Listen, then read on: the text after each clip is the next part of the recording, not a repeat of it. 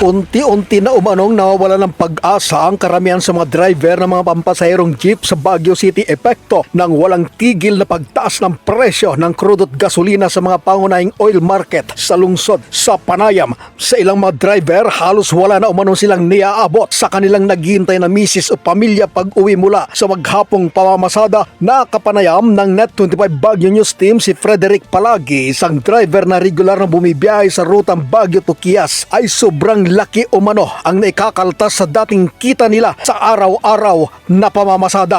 Malaki sir kasi kunti lang ang inuwi namin ngayon. So, Dati ang iniuwi nyo hindi pa tumatas magkano.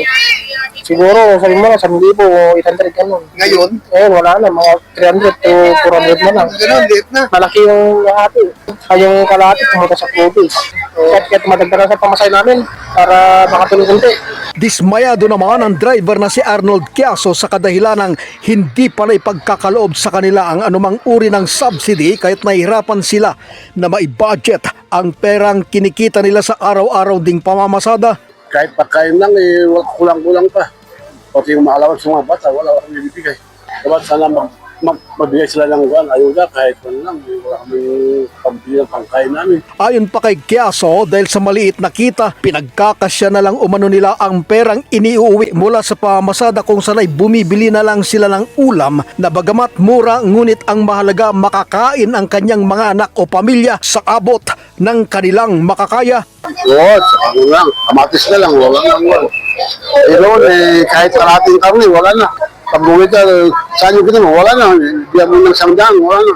Dahil pa rin sa paglobo sa presyo ng krudo ay kapansin-pansin na nabawasan na rin ang sakyang bumibiyahe sa mga pangunahing kalsada sa lungsod habang mas maraming mga tao ang mas piniling maglakad kaysa sumakay kung saan bahagi ito sa kanilang planong pagtitipid sa mga gastusin. Mahabang pila ng mga taxi naman na makikita sa magkabilang bahagi ng Abanao Street habang naghihintay ng pasahero. Ngunit ang nakakalungkot, wala halos sumasakay dito na ikinalungkot naman ng mga taxi driver. Samantala, sa panayam kay Mayor Benjamin Magalong, may mga ayuda na rin silang ipinagkalaob sa mga apektadong mga driver habang ipinangako pa ng alkalde na magtuloy-tuloy ang pagpapaabot ng tulong sa mga apektadong PUV drivers sa lungsod. Meron tayong binibigay ngayon, didistribute ngayon na cash, financial assistance na 5,000 sa lahat ng mga PUJ drivers ngayon.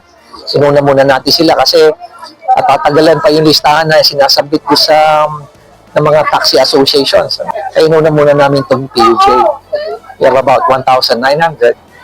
Ang nabigyan na natin, mga 1,000 plus na eh. So itutuloy-uli namin itong week na ito. Mula sa lungsod ng Baguio, Pedro Lyuda para sa mata ng Agila, Northern Luzon. Matatag, matapang, matapat.